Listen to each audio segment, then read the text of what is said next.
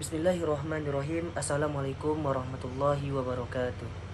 Perkenalkan, nama saya Leor Friend, NIM 1123012. Saya mahasiswa Hukum Keluarga Islam Fakultas Syariah UIN CM Jamil Jambe Bukit Tinggi.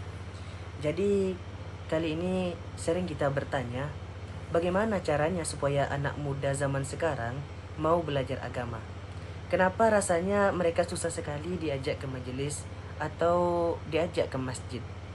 Maka dari itu, marilah kita simak bersama beberapa strategi untuk mengajak anak muda zaman sekarang. Yang pertama, marilah kita masuk lewat jalan yang biasa mereka lalui. Anak muda sekarang dunianya ada di media sosial. Mereka lebih sering membuka TikTok, Instagram, dan juga Facebook dan lain sebagainya. Kalau kita ingin mengajak mereka, kita harus hadir di sana. Jangan hanya ceramah berjam-jam dengan bahasa yang berat, dan buatlah pesan agama yang ringkas, menarik, ada gambarnya, ada videonya, dan bahasanya santai tapi tetap sopan.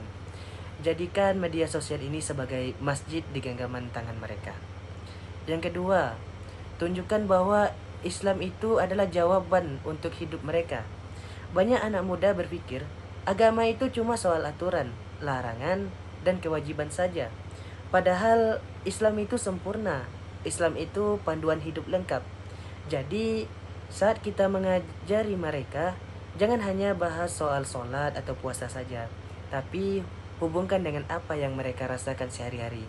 Misalnya, bagaimana Islam mengajarkan cara menjaga kesehatan jiwa, hati, supaya tidak merasa cemas dan juga tidak merasa stres. Dan bagaimana cara berteman dan bergaul yang baik menurut Islam.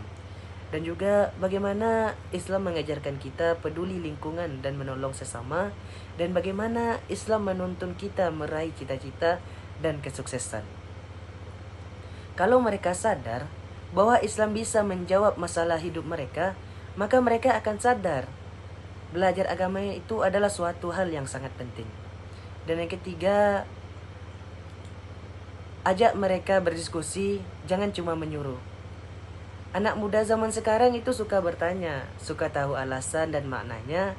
Kalau kita cuma bilang, lakukan ini, lakukan itu, tetapi kita sendiri tidak melakukannya, maka jadilah teman diskusi mereka. Kalau mereka bertanya, jawab dengan terbuka dan santun. Jangan marah, jangan menyalahkan.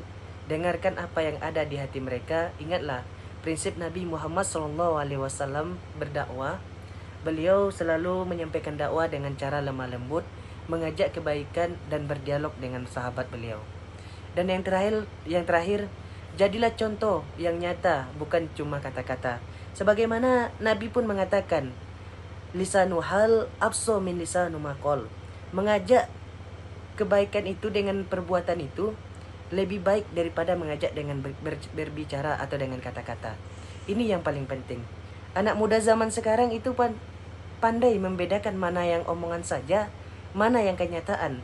Mereka tidak akan percaya ajaran kita kalau kelakuan kita tidak mencerminkan apa yang kita katakan. Mungkin sekian yang bisa saya sampaikan. Lebih dan kurang saya mohon maaf. Saya akhiri. Wabillahi taufiq wal hidayah warridu wal hinayah. Wassalamualaikum warahmatullahi wabarakatuh.